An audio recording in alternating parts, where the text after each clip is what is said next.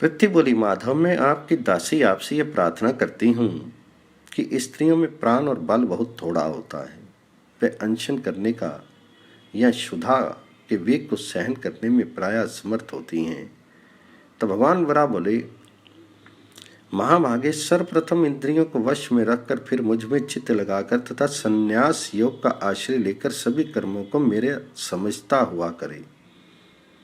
फिर चित्त को एकाग्र करके अपने व्रत में दृढ़ रहते हुए सभी कर्म मुझे अर्पण कर दे। ऐसा करने से स्त्री, पुरुष अथवा नपुंसक कोई भी क्यों ना हो, वह मरण जन्म रूपी संसार बंधन से छूट जाता है। अथवा परम गति पाने की इच्छा हो तो ज्ञान रूपी संन्यास योग का आश्रय ग्रहण करें। यदि प्राणी का चित्त समान रूप से मुझ में स्थिर हो गया तो वह सब प्रकार के भक्ष्य पदार्थों को खाता हुआ, पीने योग्य तथा अपेय पदार्थों को पीता हुआ भी उस कर्म दोष से लिप्त नहीं होता।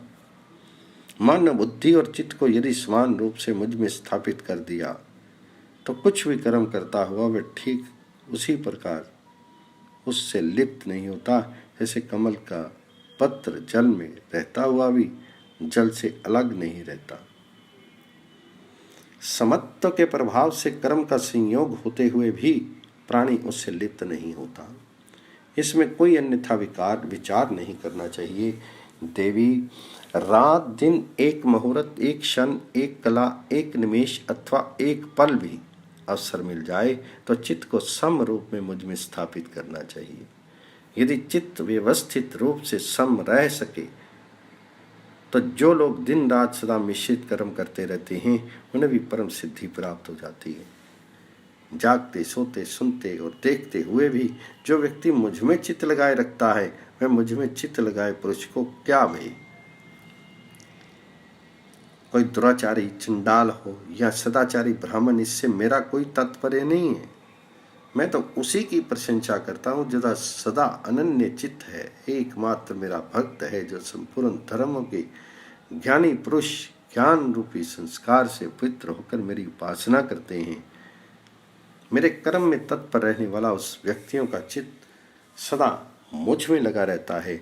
जो लोग अपने हृदय में पूर्ण रूप से मुझे स्थापित करके कर्मों का संपादन करते हैं वे संसार के कर्मों में लगे रहने पर भी सुख की नींद सोते हैं। देवी, जिनका चित्त परम शांत है वे मेरे प्रिय पात्र हैं, कारण वे अपने शुभ अथवा अशुभ जो भी कर्म हैं इन सब को मुझ में अर्पण करके निश्चिंत रहते हैं।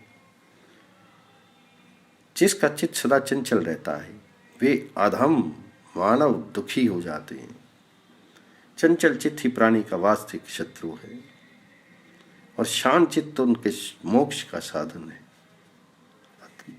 अतएव सुंदरे, तुम चित्त को मुझ में लगा दो। ज्ञान और योग का आश्रय लेकर मन को एकाग्र करती हुई तुम मेरी उपासना करो। जो निरंतर मुझ में चित्त लगाकर अपने व्रत में निश्चिंत रहता है वह मेरी उपासना करता है, वह मेरा सानिध्य, मेरी समीपता को प्राप्त करके अंत में मुझ में लीन हो जाता है। पुनः दूसरी बात बताता हूं, सुनो। ज्ञान का चित्त से संबंध है और क्रिया का योग से। ज्ञानी पुरुष कर्म के प्रभाव से मेरे स्थान को प्राप्त कर लेते हैं। योग के सिद्ध पारगामी पुरुष भी वहां जाते हैं। मेरे मार्ग का अनुसरण करने वाले मानव ज्ञान, योग एवं सांख्य का चित्त में चिंतन न होने पर भी परम सिद्धि पाने के अधिकारी हो जाते हैं। देवी, ऋतुकाल उपस्थित होने पर मुझ में श्रद्धा रखने वाली स्त्री का कर्तव्य है कि वह 3 दिनों तक निराहार रहे। उसे वायु के आहार पर समय व्यतीत करना चाहिए। चौथे दिन गृह संबंधी कार्यों को संपन्न कर उस समय अन्य स्थानों पर जाना निषिद्ध है। सर्वप्रथम सिद्ध होकर स्नान करे, फिर निर्मल श्वेत वस्त्र धारण करे। चित्त पर अपना अधिकार रखकर जो स्त्री मन और बुद्धि को सम रखकर कर्म करती है वह सदा मेरे हृदय में निवास करती है। भोजन की सामग्री को मेरा नैवेद्य मानकर ग्रहण करना चाहिए। इंद्रियों को वश में रखकर चित्त को एकाग्र करें और तब संन्यास योग की साधना करनी चाहिए। स्त्री, पुरुष या नपुंसक जो कोई भी हो उन्हें नित्य ऐसा करना ही चाहिए। ज्ञान रहते हुए भी मेरे कर्म के संबंध में जो योग की सहायता नहीं लेते और संसारिक कार्यों में जीवन व्यतीत करते हैं, ऐसे मानव आज तक भी मेरे विषय से अनभिज्ञ हैं। वे संसारिक मोह में लिप्त नहीं कर जानते। उनमें माता पिता पुत्र और स्त्री ये सैकड़ों एवं हजारों मोह की श्रृंखलाएं हैं, जिनमें वे चक्कर काटते रहते हैं और मुझे नहीं जान पाते। मोह और अज्ञान से ढका हुआ ये संसार अनेक प्रकार की आसक्तियों से बंधा है। इससे मनुष्य मुझ में चित्त नहीं लगा पाता। मृत्यु के समय ये सभी साथ छोड़कर इस संसार से पृथक पृथक चले जाते हैं। फिर सब अपने अपने कर्मों के अनुसार जन्म पाते हैं। पृथ्वी देवी, संसार के मोह में पड़े हुए प्राय सभी मानव अज्ञानी ही बने रहते हैं। इसी में उनका पूरा समय बीत जाता है। पुनः उनके पुनर्जन्म होंगे और मृत्यु भी, किंतु मेरे सानिध्य के लिए कोई यत्न नहीं करता। वसुंधरे, ये सब संन्यास योग का विषय है।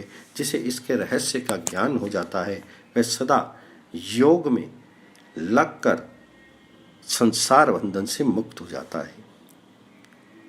इसमें संशय नहीं है। जो मानव प्रातःकाल उठकर निरंतर इसका श्रवण करता है, उसे पुष्कल सिद्धि प्राप्त हो जाती है और अंत में मेरे लोक को प्राप्त हो जाता है।